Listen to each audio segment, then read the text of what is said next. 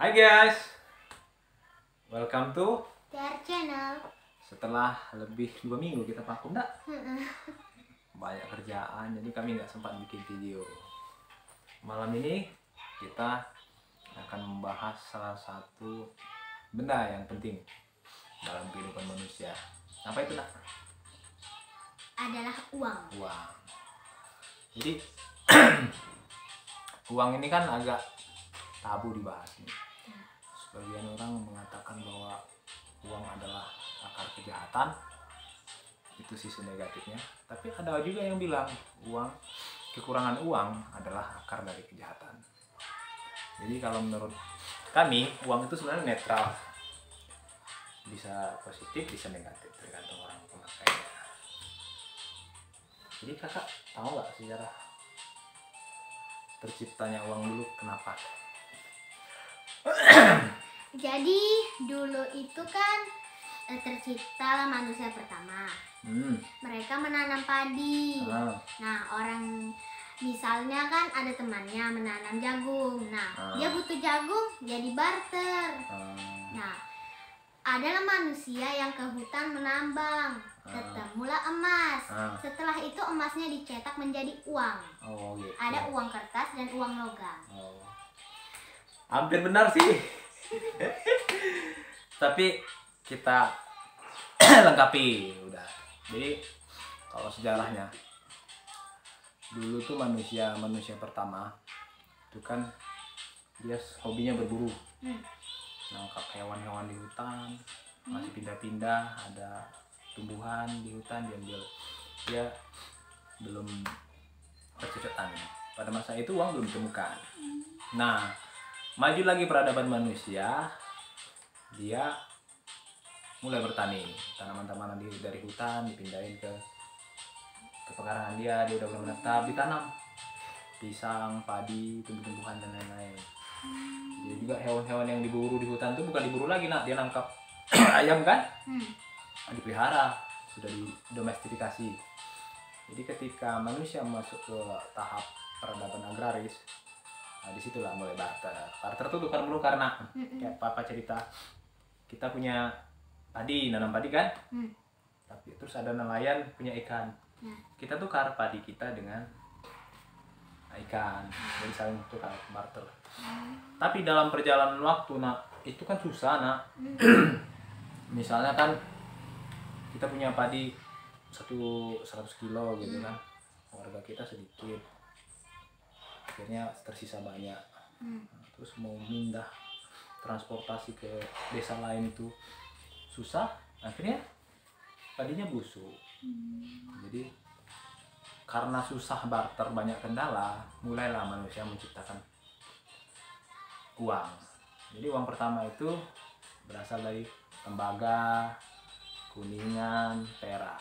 Nah, sebenarnya contohnya seperti sekarang ini duit logam seperti ini, Rp1.000. Ini bisa dibilang uang paling kuno juga nih modelnya. Ini dicetak dari, kalau sekarang kayaknya besi, stainless. Kalau dulu perak dan emas. Tapi dalam perjalanan tetap ada kelemahan nak di sini. Ini kan kalau banyak jumlahnya rawan dirampok, berat. Nah, kalau zaman dulu uang itu misalnya dia dari benda berharga atau logam berharga seperti emas, dia ada kan rawan tuh dikikis. Misalnya ini 1 on atau 50 gram emas murni misalnya, atau tembaga atau kuningan. Ada juga yang curang, dikeriknya nak, dikikis, dikurangi beratnya. Jadi uang logam ini tidak begitu efektif. Digantilah kemudian dengan uang kertas. Nah, pada zaman dulu waktu barter dan lain-lain itu banyak kendala, dirubahlah ke logam dan kertas tadi. Tapi tetap karena dia butuh bahan pendukung, misalnya dia cetak duit, itu harus ada dasarnya nak, fundamental, dasar pencetakan itu. Nah, jadi dulunya uang logam emas nih dititip ke orang, kalau di di sejarah uang namanya I owe you, saya berutang padamu. Dicetaklah kertas, itulah awalnya uang kertas, tapi dasarnya tetap emas. Jadi cetak duit 10.000 misalnya, harus ada emas harga 10.000 yang benar-benar tersimpan yang dicetak berdasarkan itu. Nah, aku punya pertanyaan nih Pak, bagaimana emas bisa diubah menjadi uang kertas seperti ini? Iya, karena emas tadi ribet bawanya, jadi titiplah ke papa misalnya. Titip ke papa, jadi nanti papa bikin surat utang kertas. Oh, papa berutang padamu. Sebenarnya uang ini dulu awalnya adalah surat utang. Jadi yang tempat kita nitip itu dia berutang sama kita, dicetaklah surat utang, jadilah ya akhirnya ini jadi uang. Begitu dia. Dulu setiap lembar uang kertas yang dicetak itu harus berdasarkan cadangan emas yang ada. Tapi setelah sekitar abad ke-18 Amerika itu mengalami krisis. Ketika orang mau narik semua emasnya, ternyata nggak ada. Ternyata kertas lebih banyak dicetak daripada emas yang sebenarnya. Semenjak itu cadangan emas tidak lagi dijadikan dasar mencetakan uang kertas. Jadi sekarang mata uang kita ini mengambang sesuai dengan produksi masyarakat, ekspor impor dan lain-lain. Nah, jadi sebenarnya uang itu menurut nyata nggak? Nyata. Kalau apa enggak? Kenapa? Uang ini tadi seperti kita cerita tadi, dia ini harus ada dasar cetaknya lah. Misalnya ini 10.000, kita tukar dengan beras misalnya 1 kilo, harus ada berasnya.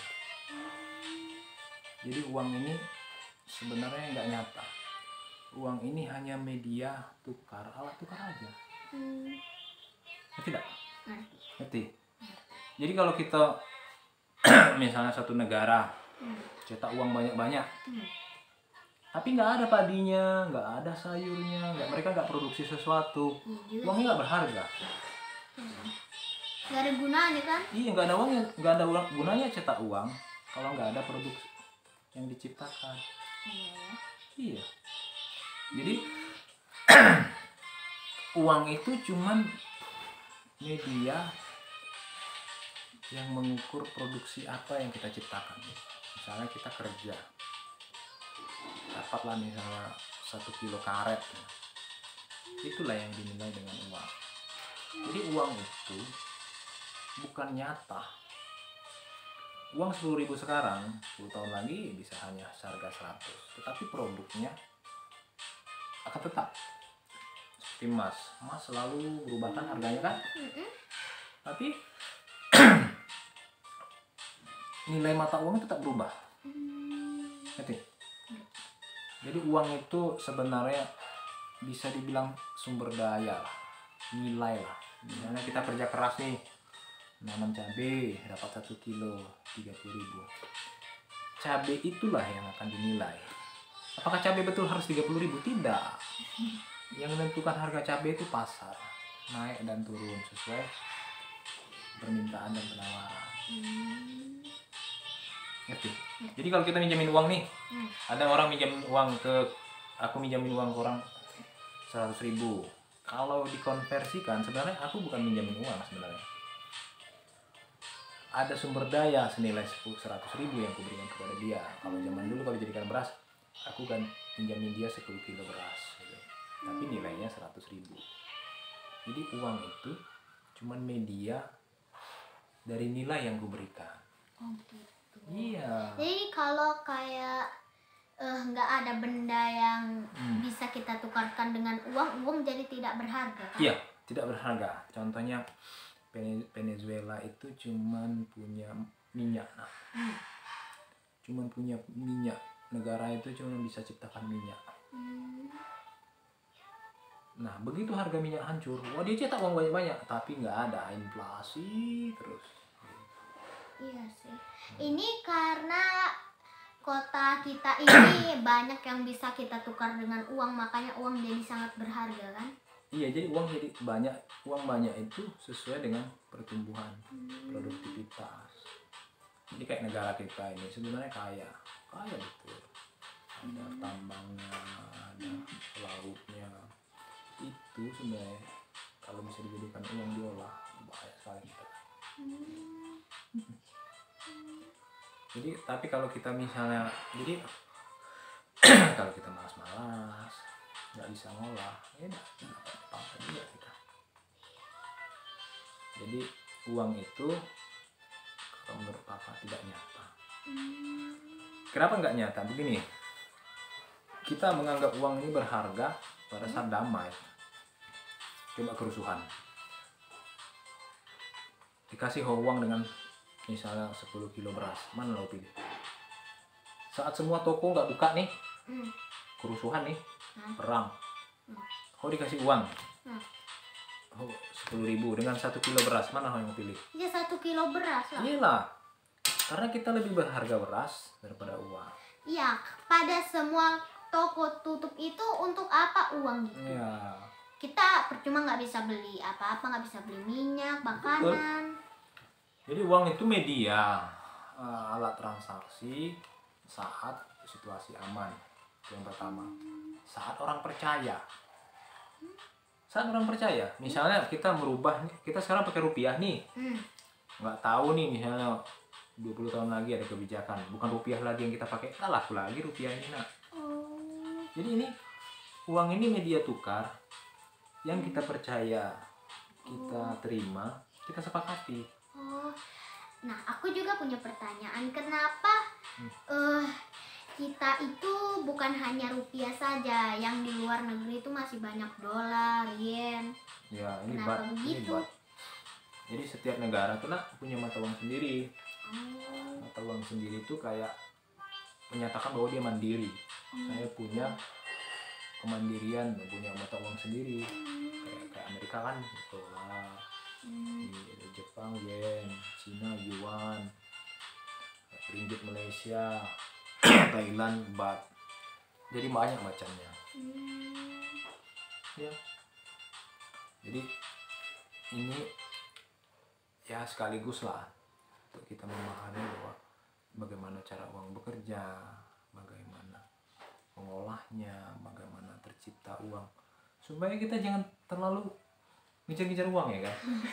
Ngejar-ngejar uang tapi tidak tahu polanya, kapan dia digunakan, bagaimana dia terbentuk. Akhirnya kita ngejar terus, tapi yang kita kejar tuh nggak kita pahami. Itu Dia lewat mana, belok kemana, dia keluarnya hari apa, ya kan? ya. Kita harus paham supaya kita jangan terlalu capek mikirin uang. Ya percuma kita kayak semua toko udah tutup kan, kita ngejar-ngejar uang, percuma uangnya pas sudah kita dapat. Iya. Kita nggak dapat apa-apa, cuma uang. Terlalu sibuk mengejar uang, tapi nggak tahu uang itu apa sih, bagaimana sih terbentuk. Jadi kesimpulannya kalau menurut kami, uang itu adalah semua sumber daya atau nilai yang ada di alam ini. Contohnya, lihat juga ada kangkung di belakang rumah itu. Ada nilainya nggak? Menurutku ada. Belum nak. Tapi kalau kita ambil kan, kita potong, kita bersihkan, kita cuci, kita ikat, kita jual ke pasar 1.000 satu ikat. Jadi uang itu ada di semua alam semesta ini. Jasa juga, misalnya kita bantu orang, dikasihnya kita uang. Jadi uang itu diciptakan. Sebenarnya sama saja uang dengan barter dulu ya, karena kan kayak kita punya satu padi, nah kita pengen daging kan, nah kita tukar satu padi itu, nah kita cuma punya daging gitu, itu sama aja buat kayak susah gitu loh. Sama juga dengan kita untuk bekerja keras mendapatkan uang itu kan kita harus bekerja, jadi polisi, itu sama saja ya. Iya, jadi kita kerja itu kita menukarkan tenaga kita dengan uang. Tapi ada yang satu yang agak sensitif.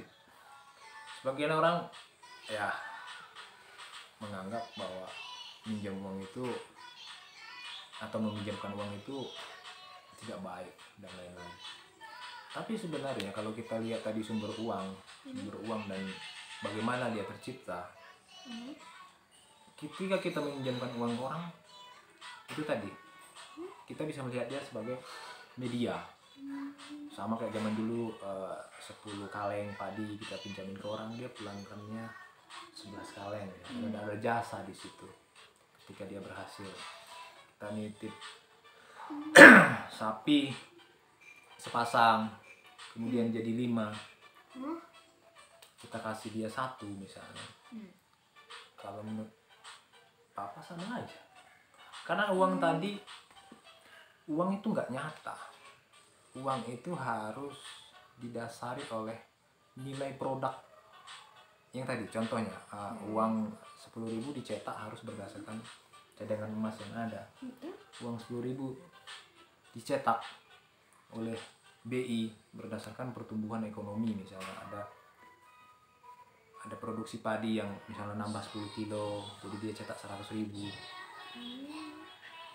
Jadi itu semua, uang itu hanya media dan naik turun sesuai dengan supply, demand, permintaan, persediaan.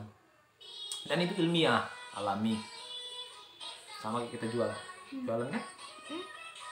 Cabai kalau rame banyak stok, orang jual murah, takut rugi. Tapi begitu stoknya sedikit, mereka jual mahal, cari untung. Jadi itu sudah prinsipnya ekonomi. Jadi uang itu seperti alat tukar yang laku jika membutuhkan saja kan? Iya, dia alat tukar nak. Tapi harus ada produknya. Kalau nggak ada produknya, itulah inflasi bisa tinggi sekali. Iya. Jadi melihat dari nah zaman sekarang, uang kita nih sudah mengarah ke elektronik. Ya, kita tahu e-money hanya angka-angka. Kemudian ada lagi sekarang kripto, Bitcoin, Ethereum dan lain-lain. Memang sih sekarang uang itu kayak nggak perlu lagi gitu, karena sekarang udah mau zaman kayak robot, elektronik. Iya, uang elektronik sekarang, e-money. Tapi tetap ada kendala nak. Kendala? Iya. Ketika kita mati listrik. Kau belanja di Alfamart, mati lampu. Kau bayar pakai e-money. Nggak bisa. Kan sinyal. Tunggu hidup lampunya.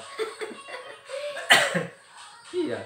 Ya seperti kemarin kita salah voucher itu. Iya. Untuk mau bawa uang, kalau enggak. Jadi memang ada kelemahannya.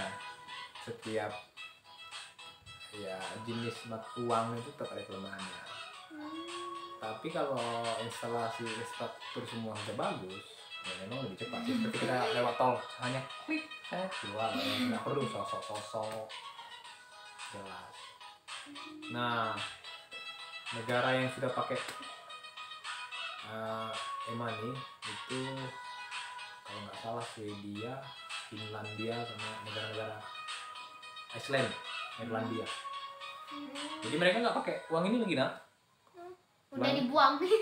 Ya, tapi itu ada untungnya nak. Kalau orang mau curi nggak bisa. Yes. Iya, dia kan connect dengan HP. Iya, connect dengan nomor KTP. Jadi kalau kakak misalnya misalnya di kota Jambi belanja kan, papa bisa tahu. Oh kakak beli es teh, nampak. Dari mana kau tahu? Iya, itu kan misalnya transaksinya kayak e-money itu kan. Laporannya ke papa. Papa tahu kau beli apa aja. Kalau sudah e-money semua. Iya. Jadi itulah guys pembahasan kami malam ini. Pada dasarnya uang itu netral, nggak jahat, nggak buruk. Sama kayak seperti pisau ya. Kalau orang ciptakan pisau bisa untuk bunuh orang, bisa. Untuk masak juga bisa. Tergantung siapa yang pakai. Sama kayak uang ini. Banyak orang jahat karena uang ya. Tapi banyak juga orang jahat karena tanpa uang. Jadi sebaiknya juga kita memahami bagaimana pola-pola uang. Tapi sebenarnya jika sudah teknologi semua tuh jadi lebih simpel ya. Ya lebih simpel. Lebih simpel, tapi tetap ada kelemahannya nak. Iya. Penguasanya yang pemilik teknologi. Sama kayak tadi. Pakai e-money begitu mati lampu, udah. Kita yang nggak punya teknologi ini nggak bisa apa-apa. Nggak bisa apa-apa, nunggu aja hidup lampu. Hidup lampu. Padahal misalnya kita macet di tol begitu mati lampu, udah nggak bisa jalan. Oke. Udah. Jadi itu guys ya, jangan terlalu mengejar uang, jangan terlalu mempercayai uang juga. Uang itu bisa berubah, bisa ganti mata uang. Intinya tetap produktif, kerja, menghasilkan sesuatu. Contohnya ya itu tadi, nanam padi dan apa semua kerjaan kita, jasa. Karena uang itu juga nggak nyata. Uang itu hanya mediator atas kinerja yang kita kerjakan. Kita ciptakan sesuatu, ada harganya. Jika tidak ada produk yang bisa kita tukar, uang tidak berguna. Ya, karena intinya pada saat kerusuhan atau apa, gempa, uang itu nggak laku. Percayalah, gempa bumi, orang nggak butuh uang, orang butuh sembako. Pada saat kerusuhan, orang kayak pandemi misalnya, nggak boleh keluar rumah, lockdown, orang nggak perlu uang, nggak perlu emas. Mereka hanya perlu makan, kebutuhan pokok, listrik, gas, dan lain-lain. Jadi uang itu hanya media. Jadi ingat guys ya, jangan benci uang, tapi bertemanlah dengan uang, memahami uang, tata kelolanya. Jangan terlalu mikir uang. Karena uang itu juga bisa buat buntung. Iya, uang nggak akan memberikan full. Kita akan senang dengan uang, tidak. Uang bisa seperti alat menukar untuk kita beli beras, tapi bukan uang yang bikin aku hidup, bikin bapak hidup, bukan. Kalau kata Plato itu, kehendaklah yang menggerakkan materi. Jadi bahasa kerennya roh lah yang menggerakkan kita. Mudah-mudahan ada, karena dalam tubuh kita ini ada atom-atom, ion-ion, molekul, itu semua benda mati. Tapi kehendaklah, harapanlah, doalah yang bikin kita hidup, bersemangat, berteman, bersosialisasi. Uang itu hanya media supaya tujuan kita tercapai. Jangan itu yang jadi tujuan. Oke guys, paham sudah? Paham. Sip. Oke. Sampai di sini dulu pembahasan kita guys. Seperti biasa, jangan lupa like dan subscribe. Jangan lupa like dan subscribe ya. Kasih. Dadah.